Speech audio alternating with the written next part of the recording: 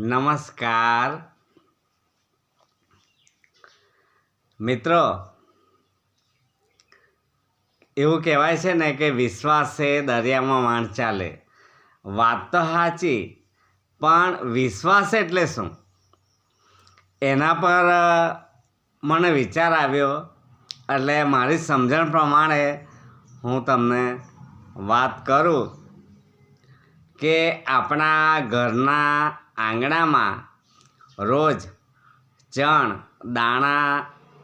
એટલે કે દાણા નાખીએ ત્યારે પક્ષીઓ આવે, ચકલી, કબૂતર જેવા અન્ય પક્ષીઓ આવે અને એ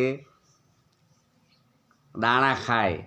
પણ કોઈ કારણસર આપણે વ્યસ્ત હોઈએ અથવા તો આપણે ભૂલી જઈએ ત્યારે એ પક્ષીઓ પાછા વળી જાય અને બીજા દિવસે પાછા આવે જ.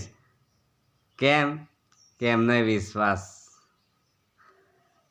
તો મારે એટલું જ આજે કહેવું છે કે આજના માહોલમાં તમારાના મારા મોઢે એક જ વાત નીકળે, કોની પર વિશ્વાસ કરવો? તો સૌથી પહેલાં તો પોતાના પર વિશ્વાસ કરો. અને જે ભગવાને આપણને બનાવ્યા છે એ આપણા ઘરના આંગણે દરવાજા રોજ ખટખટાવે છે, પણ આપણને વિશ્વાસ નથી. લાખો રૂપિયાના બિલ બનાવે એ ડૉક્ટર પર વિશ્વાસ, પણ જેણે આપણને બનાવ્યા એના પર આપણને વિશ્વાસ નથી આવતો. ત્યારે મને એક પ્રસંગ યાદ આવે છે કે ભગવાન રામ સબરી ધામ, જ્યાં જંગલ વિસ્તાર એ મારા ગામથી નજીક જ છે, ત્યાં એમના આંગણામાં અભણ સબરીબાઈના આંગણામાં ગયેલા. એ આપણે જોયું નથી, પણ મને વિશ્વાસ છે કે વાત સાચી હશે.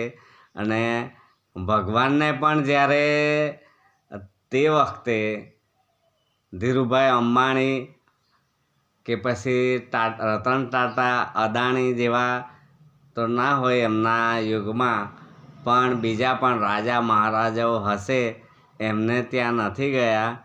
પણ એક અભણ સબરીબાઈના ઘરે આંગણામાં એમણે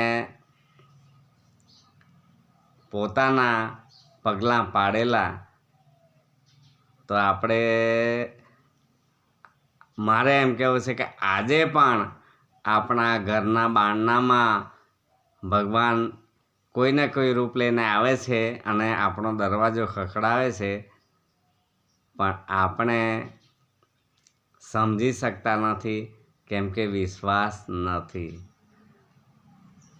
મને તો વિશ્વાસ છે.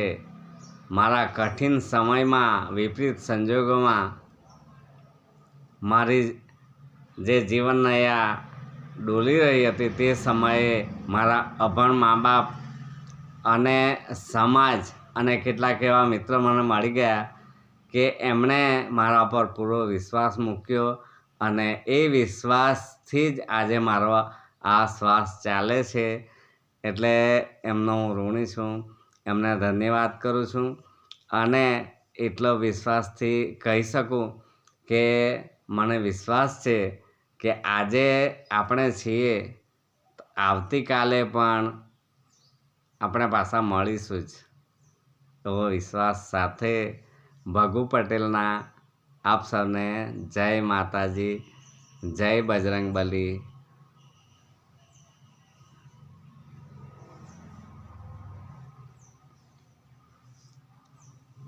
હર હર મહાદેવ, દેવોના દેવ.